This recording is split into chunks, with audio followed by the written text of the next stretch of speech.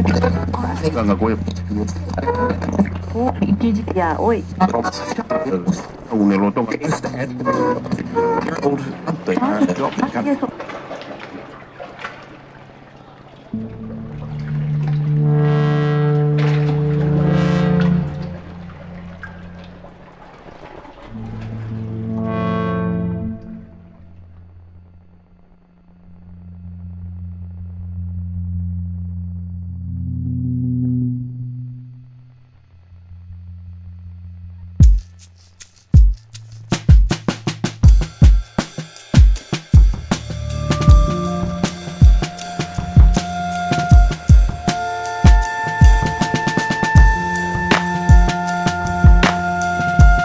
Ganga Goy.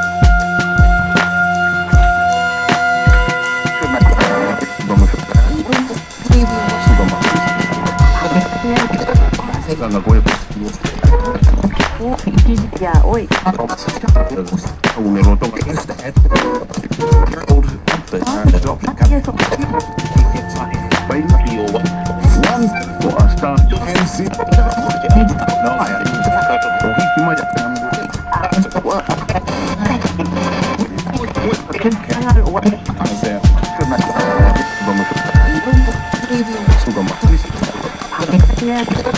Ganga Goy. Ya, hoy. Un eloto.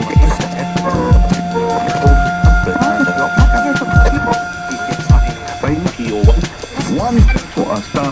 MC. No, Ya, hoy. Un eloto. One for a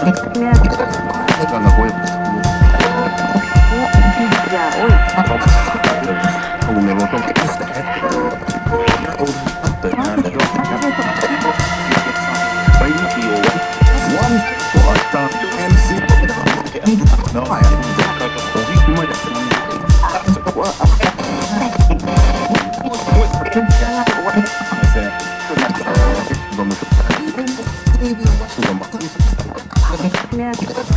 Ganga Goy. Ya, hoy. Un eloto.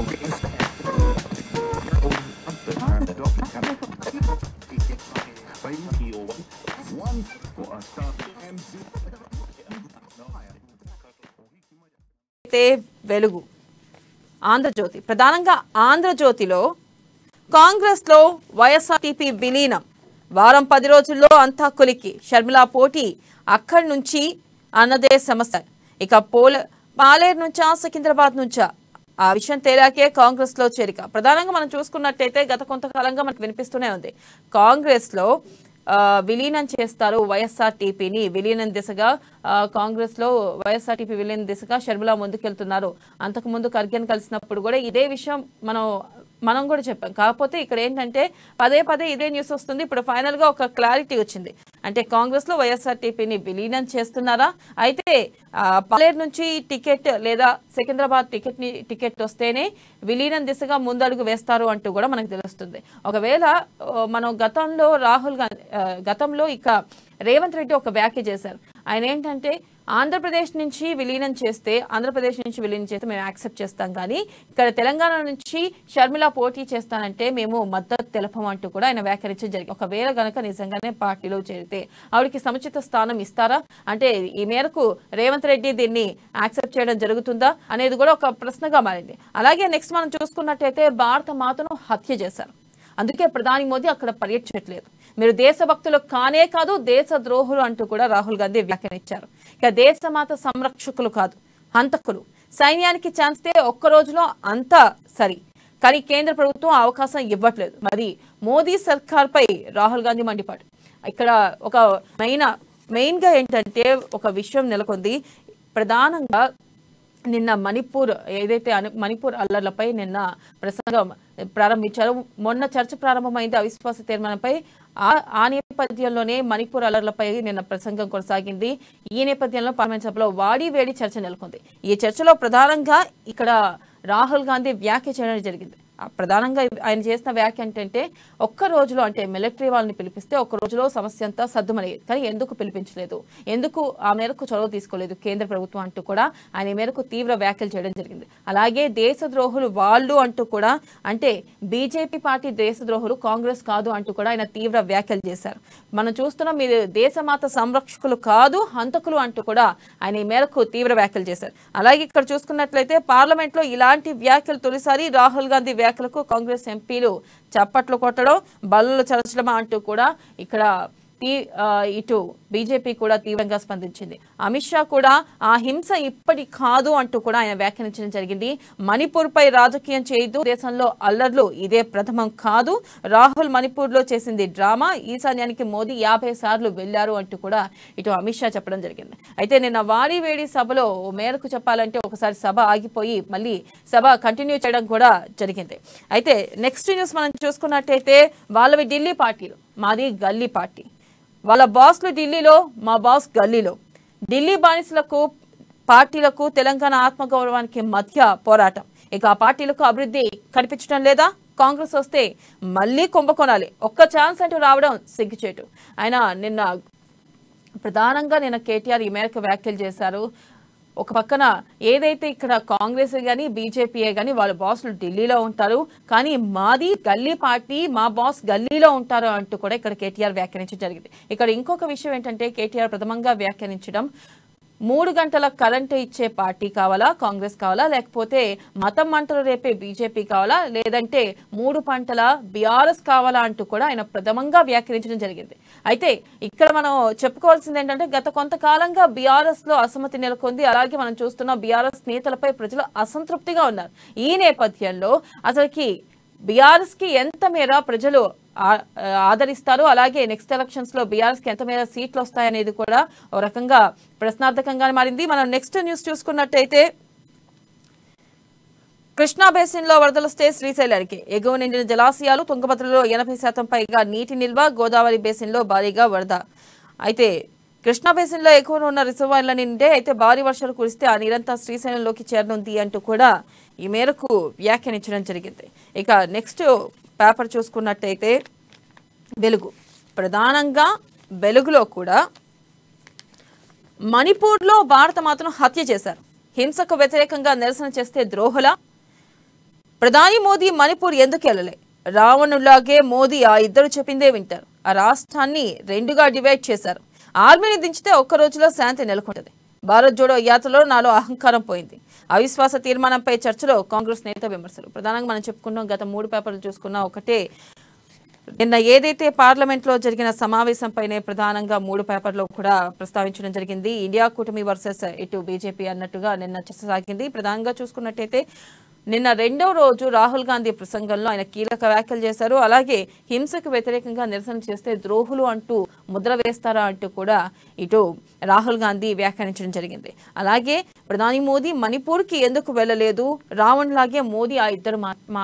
ఇద్దరు చెప్పిందే వింటారు అంటూ కూడా ప్రధానంగా ఆయన వ్యాఖ్యానించడం జరిగింది. ఆయన అదానీ, అమిత్ షాని ఉద్దేశించి ఈ మేరకు ఆయన ఈ వ్యాఖ్య చేశారు.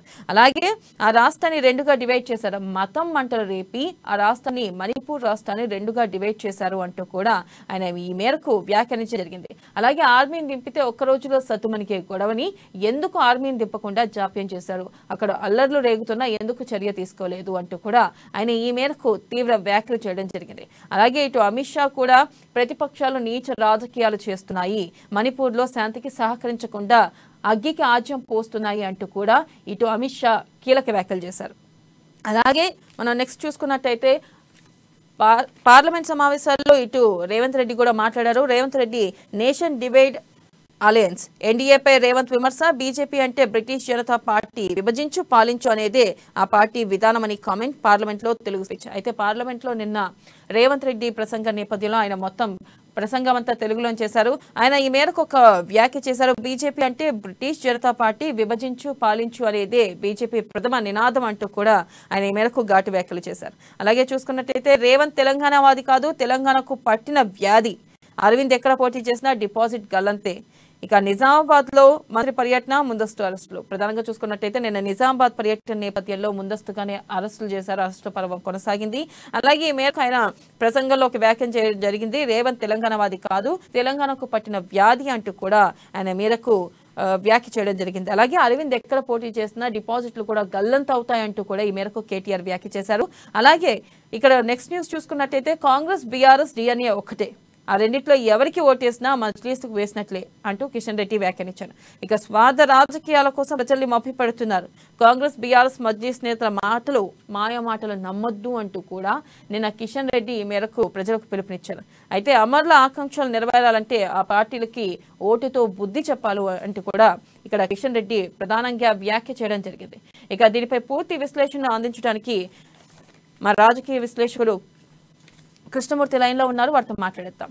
కృష్ణమూర్తి, చెప్పండి, ప్రధానంగా నిన్న ఏదైతే రెండో రోజు సభలో అంటే నిన్న అవిశ్వాస తీర్మానంపై రెండో రోజు జరిగిన సభలో ప్రధానంగా రాహుల్ గాంధీ వర్సెస్ ఇటు అమిత్ షా అన్నట్టు ప్రసంగం కొనసాగింది. ఇక్కడ రాహుల్ గాంధీ కొన్ని ప్రశ్నలు లేవనెత్తారు. అంటే ఆర్మీ వస్తే ఒక్క రోజులో సమసిపోయే గొడవని ఇన్ని రోజులు ఎందుకు మోదీ పట్టించుకోలేదు, అక్కడ ఎందుకు చొరవ చూపలేదు, మతం పేరుతో మంటలు రేపారు, ఇప్పుడు ఆ నేపథ్యంలోనే అక్కడ ప్రజలు కొట్టుకొని ఇక్కడ దాకా ఈ మణిపూర్ ఏదైతే స్త్రీలను ఇట్లా నగ్నంగా ఊరేగించారో ఈ ఘటనపై ఆయన తీవ్రంగా వ్యాఖ్యానించారు. దీనిపై మీరేమంటారు? వాస్తవానికి మణిపూర్లో ఘటన ఇప్పటి కాదు, ఇప్పుడు కొంత ఎక్కువ జరగడంతో చర్చ అనేది కొంత మొదలవుతుంది. కానీ ఎప్పటి నుంచో మణిపూర్లో ఇన్సిడెంట్ జరుగుతూ ఉన్నాయి చిన్న చిన్నగా. ఈ మధ్య ఎక్కువ మరి అంటే దేశాన్ని కొంత ఆందోళనకర పరిస్థితులకు తీసుకెళ్లే విధంగా జరగడం అనేది కొంత బాధాకరం. అయినప్పటికీ లోక్సభలో ఏదైతే చర్చ జరిగిందో కాంగ్రెస్ పార్టీ అంటే ఎన్డీఏ కూటమి, ఇండియా కూటమి మధ్య ఏదైతే వాద ప్రతివాదం జరిగాయో వీటన్నిటిని పరిశీలిస్తే అర్థమవుతుంది ఏంటంటే అక్కడ మిలిటరీని దించలేదు అని.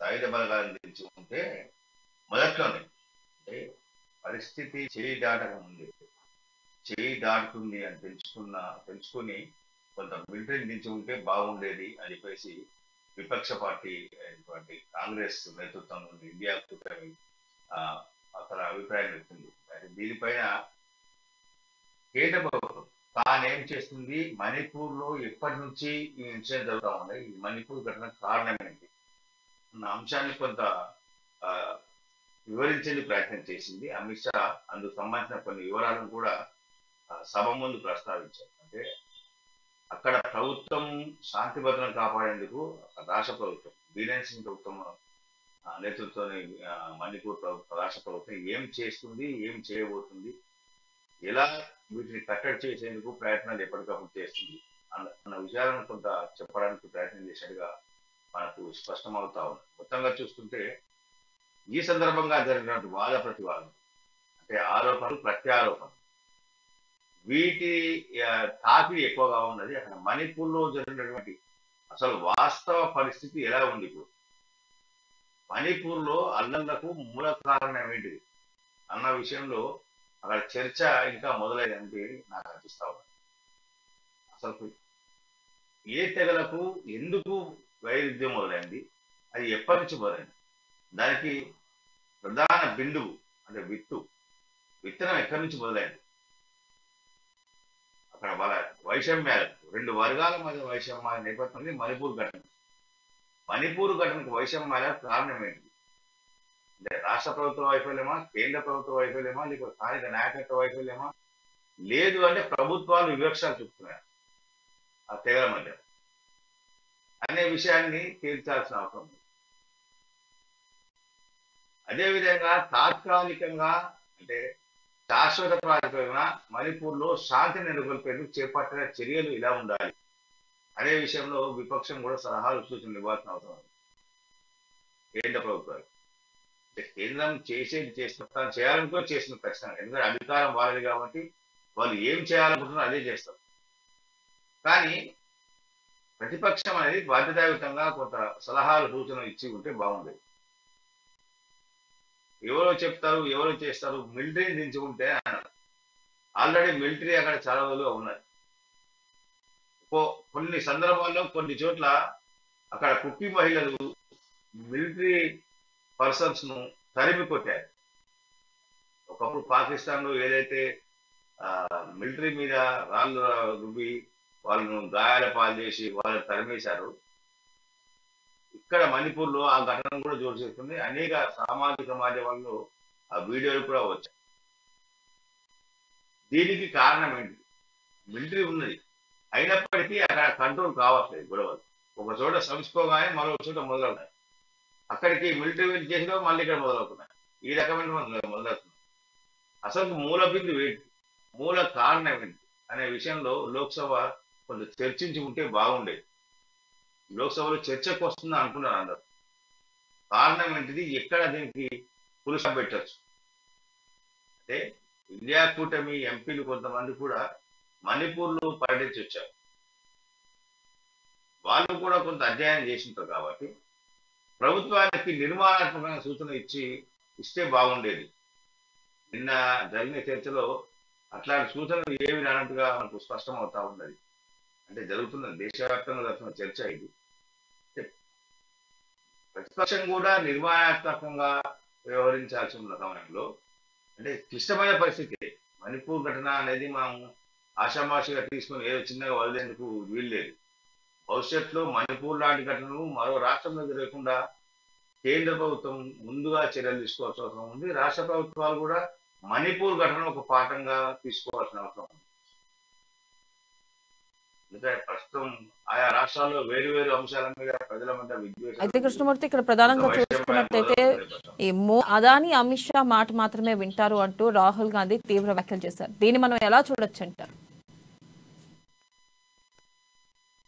అదాని అమిత్ షా అనేది వాళ్ళకు ఉన్నటువంటి దీంట్లో మొదటి నుంచి కూడా మన రకం అదాని అదాని అన్నది ఇప్పుడు అమిత్ షా అదాని అంటా ఉన్నారు. ఎవరేదైనా వ్యాపారం చేసినప్పుడు వాళ్ళు వ్యాపారరీత్యా వాళ్ళకు కొన్ని పనులు కావాలంటే ఏ ప్రభుత్వం అధికారం ఉన్నా ఆ ప్రభుత్వంతో సఖ్యంగా ఉండేది వాళ్ళు ప్రయత్నాలు చేస్తూ ఉంటారు.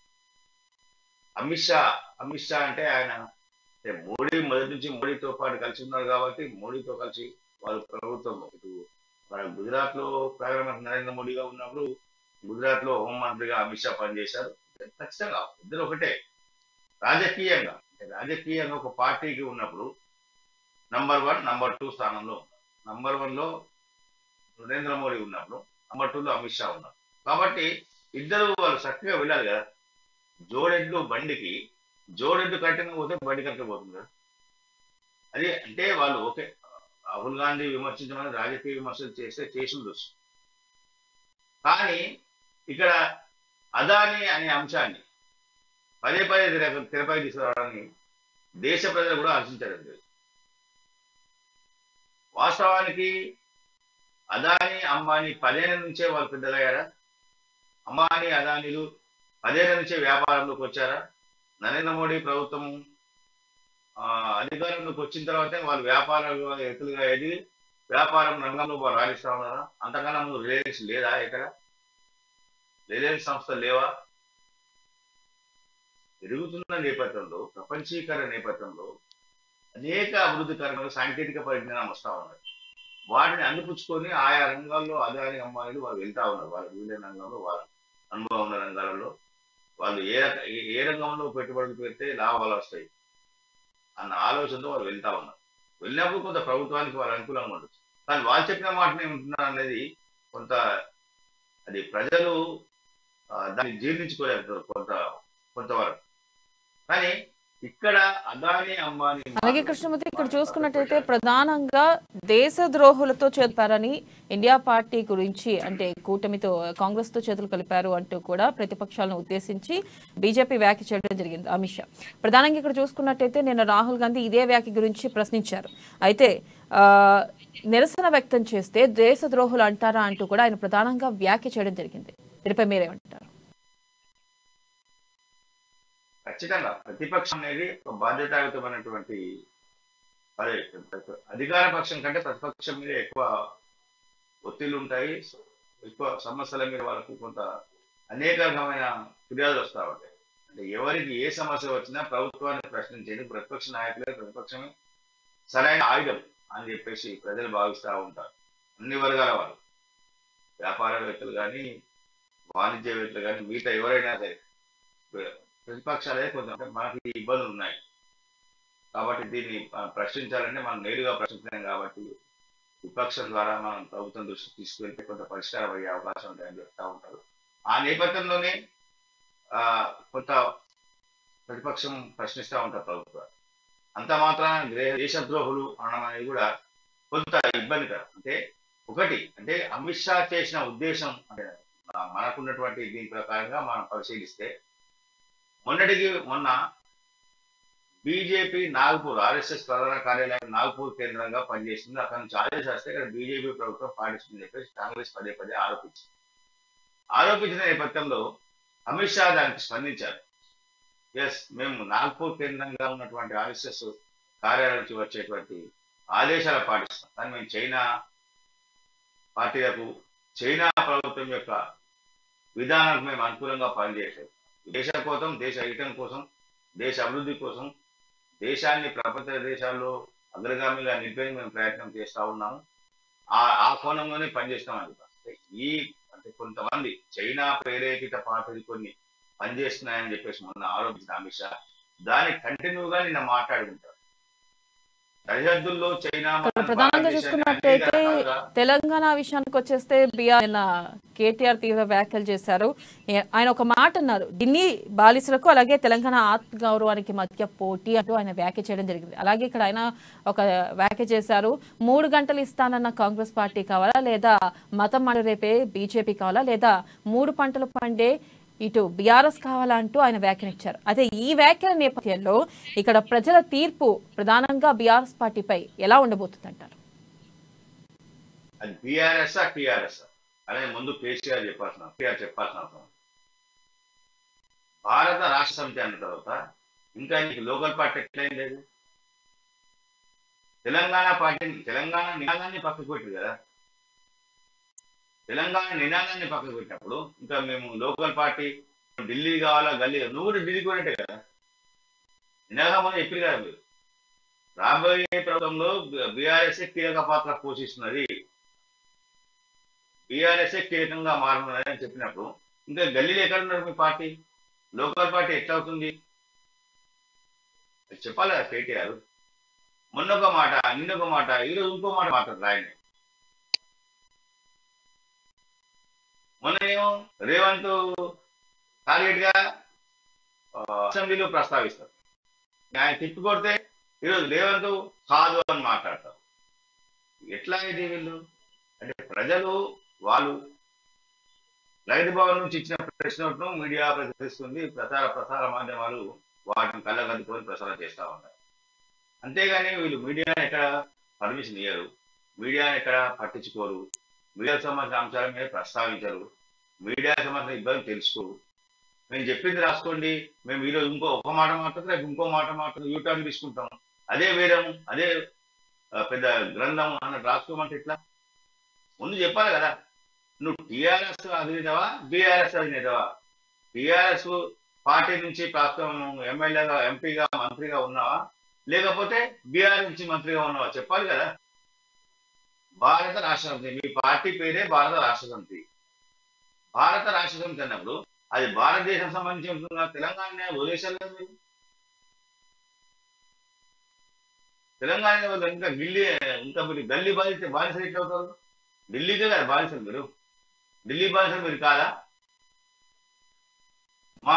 అలాగే చూసుకున్నట్టయితే ఇటు కాంగ్రెస్ లో కూడా విలీనం చేసే దిశగా వైఎస్ఆర్టీపీ పార్టీని విలీనం చేస్తారు అంటూ కూడా గత కొంతకాలంగా వినిపిస్తుంది.